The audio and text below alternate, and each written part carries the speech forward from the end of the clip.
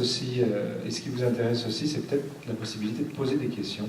Et on va essayer de faire une sorte de débat assez ouvert, en commençant peut-être par les questions. Moi, j'ai quelques questions en tête aussi, mais je vais peut-être les garder pour un peu plus tard. Alors, voilà. Oui, moi je viens de la ville de Fribourg. Fribourg connaît en ce moment des bouchons systématiques et des polémiques sans arrêt sur des portions de la ville mises en sens unique ou pas. Il y a des bouchons déjà à l'entrée de Fribourg avec un simple passage à niveau à Belfaux qui est connu. Il y a un journaliste qui a régulièrement une chronique là-dessus. Enfin, bref, la mobilité à Fribourg c'est un problème, l'urbanisme en général aussi.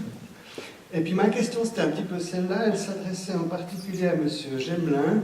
Vous parliez, avec ce projet de tram, de développement urbain, vous construisez déjà, vous prévoyez déjà de la mobilité pour des gens qui ne sont pas encore là, mais qui vont venir. À Fribourg, il y a la même situation, selon des statistiques de l'OFS, l'agglomération fribourgeoise va avoir un afflux d'environ 20 000 personnes sur ces 20 prochaines années, alors qu'il y a déjà maintenant des blocages et des bouchons terribles au niveau de la mobilité. Qu'est-ce que vous conseillez, qu'est-ce qu'on pourrait faire à Fribourg? Est-ce que le modèle du tram est un modèle qui pourrait être envisageable ou non? Ou est-ce que vous pouvez tout simplement pas répondre à cette question, parce que c'est une topographie complètement différente? Mais dans l'idée justement du tram comme facteur de développement urbain et de développement de mobilité aussi. Alors on est peut-être de nouveau dans le symbole, c'est peut-être pas la bonne réponse, c'est peut-être pas le tram, la bonne réponse c'est peut-être un vrai RER fribourgeois. L'exemple que vous mentionnez, c'est quand même emblématique de savoir que dans ces projets d'agglomération déposés en 2007, Fribourg a obtenu un zéro pointé, donc zéro subvention, parce que le projet est effectivement tourné entièrement vers la voiture. Et puis on a eu un basculement complet dans l'autre sens, en disant la voiture ça n'a pas marché, on va construire un métro automatique de 18 km parce que le M2 ça marche bien à Lausanne.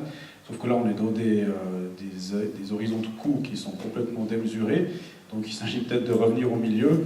Mais on construit le tram à Lausanne pour développer la ville de Lausanne et tout l'ouest lausannois parce qu'il y a des friches urbaines, parce qu'il y a des espaces disponibles. Donc c'est ça qui fait qu'on a décidé de faire passer le tramway à cet endroit. Si à Fribourg il n'y a pas d'espace de densification proche d'axes qui pourrait être transformé en tramway, effectivement, à mon sens, il n'y a malheureusement pas grand-chose à faire. C'est pas de poser des rails dans la vieille ville ou de poser des rails sur le nouveau pont de la Poya qui va changer quoi que ce soit. C'est la question, le véritable point de départ, c'est l'aménagement du territoire. Où sont les réserves foncières? Qui les a? Est-ce que c'est des privés? Est-ce que c'est du public? Qui est prêt à les développer? Et puis autour de quel moyen de transport? Pas forcément un tram, mais un moyen de transport performant.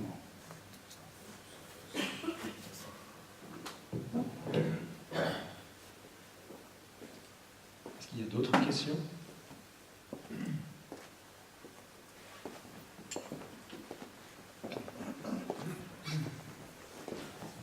Oui, merci. J'appartiens à la génération qui a connu le tram à Lausanne. Une des raisons qui avait été donnée à l'époque pour supprimer les trams, c'était les pentes.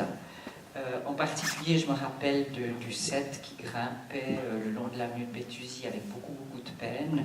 En particulier quand il pleuvait et que tous les écoliers de Béthusie grimpaient dans le tram parce qu'on savait qu'on ne payerait rien. Donc on montait extrêmement lentement. Alors j'ai de la peine à comprendre, est-ce que les trams d'aujourd'hui grimpent plus facilement? Pourquoi avoir choisi le tram? Vous avez indiqué d'ailleurs qu'il était susceptible de continuer sur la rue centrale ou sur Puilly. C'est une sorte de sous-question, donc vous ne savez pas encore quelle va être la suite à partir de la gare du Flon. Une dernière question qui est liée, c'est pourquoi tant de moyens de transport différents dans une même ville? Vous avez mentionné tous les records qu'on battait en termes de kilomètres, de nombre d'arrêts, etc. Les bus à haut niveau de service, est-ce que ça n'aurait pas été la solution pour l'ensemble des problèmes de Lausanne, je pense en particulier aux pentes. Enfin, j'ai de la peine à comprendre la cohabitation de tous ces différents moyens de transport. Merci beaucoup. Alors effectivement, le tram, on ne pourrait pas reconstruire avec les moyens de transport, avec le tramway actuel, le réseau lausannois. Donc vous avez tout à fait raison, on ne remontera jamais le Valentin ni Béthusie en tramway. Un tramway moderne franchit une pente maximale de 7%. Donc effectivement, la ligne qui est prévue entre Le Flon et Renan est quasiment plate. Idem entre Bussigny et Villars-Sainte-Croix, il y a une petite montée, mais sans trop de soucis.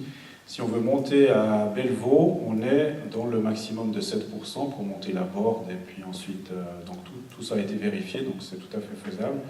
Idem pour aller à l'est, sans entrer dans le détail, le tram passerait sous le pont Bessières, et ensuite obliquerait sur la droite, entrerait dans un tunnel qu'il ferait ressortir à Montrepos, et puis qui continuerait ensuite en direction de l'avenue du Léman, et puis Puy et Lutry le cas échéant.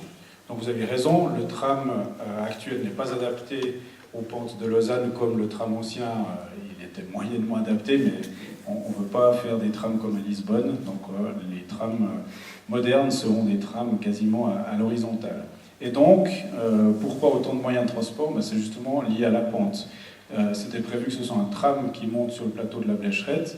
Toutes les analyses ont montré qu'on allait repartir dans des vives-relais, effectivement, et qu'au final, on serait moins rapide avec le tram futur qu'avec le bus actuel, ce qui n'est quand même pas la bonne solution.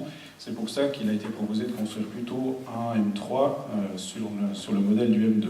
Donc, quand il y a de la pente, le moyen le plus capacitaire, et au final aussi le plus économique, parce que comme il est automatique, plus il y a de monde qui est transporté, plus le coût aux voyageurs diminue. Et donc, d'ici une quinzaine d'années, ce sera moins cher de transporter un client dans le M2 que sur un bus. Donc, sur le long terme, c'est des investissements importants, mais qui sont rentabilisés. Et puis, par rapport au bus à haut niveau de service, là, c'est une question de capacité. Dans un tram avec un seul conducteur, vous pouvez mettre 250 à 300 personnes. Dans un bus à haut niveau de service avec un seul conducteur, c'est entre 150 et 180. Donc sur la ligne entre Renan et Le Flon, on attend beaucoup plus que 180 personnes par convoi. Et donc le tram s'est imposé. C'est pour ça qu'à contrario, on n'attend pas encore autant de monde du côté de Puy et Lutry, mais que le cas échéant, le bus à haut niveau de service, à moyen long terme, pourrait être transformé en tramway. Donc effectivement, on a une somme de combinaisons. Alors par rapport à ce qui a été dit tout à l'heure, je profite de rebondir. Effectivement, quelque part, je vous rejoins, c'est un peu la plaque à 400 millions. Sauf que si on avait eu des esprits visionnaires qui avaient gardé le tram 7 avec sa boucle de retournement autour de la place de la Gare à Renan, avec sa voie unique le long de Bobst, quelque part on n'aurait rien pu en faire. Ou alors on l'aurait exploité à la Genevoise, et donc on n'aurait pas eu de nouveaux clients. Donc quelque part ça nous a rendu service de faire table rase et puis de commencer avec un tout nouveau projet, avec effectivement des aménagements urbains. Par contre, c'est la première question qu'on s'est posée, c'est bicabine ou monocabine, boucle ou pas boucle, et puis écartement voie normale ou voie étroite. On a choisi la voie normale pour que, à moyen terme, en 2030, quand les rames du M1, qui sont actuellement en cours de rénovation, seront complètement amorties dans tous les sens du terme, le cas échéant, on puisse le transformer en tramway et donc avoir une amorce de réseau qui soit compatible, en tout cas en termes d'écartement. Voilà, donc c'est pas pour justifier toutes ces technologies, mais effectivement, chacune a son histoire et sa justification, mais on ne va pas reconstruire le réseau historique, on ne pourrait pas avec les normes actuelles.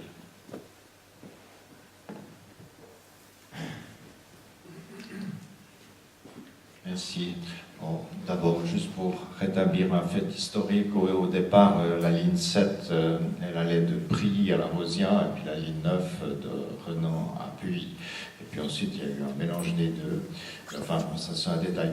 Ce qu'on pourrait demander peut-être à Christophe Gemelin ou à M. Kaufmann, c'est une définition plus précise de ce qu'on appelle un bus à haut niveau de service. Quels sont les aménagements pour ces bus? Qu'est-ce qui les différencie entre les bus actuels, par exemple?